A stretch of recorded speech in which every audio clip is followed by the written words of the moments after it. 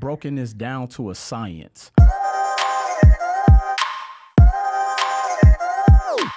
And so a part of my REI 90 program, where we help people to set up these SPVs, we eliminate all of the guesswork. We even tell you what markets to go into.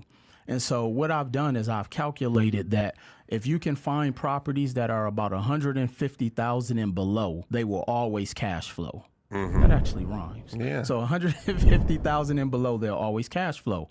Well, where do they have those properties? So I've been pointing out the Midwest. I actually pulled a report and pulled 20 cities, not states, but 20 cities inside the Midwest. And there's over 5,500 properties that are for sale that are $100,000 and below.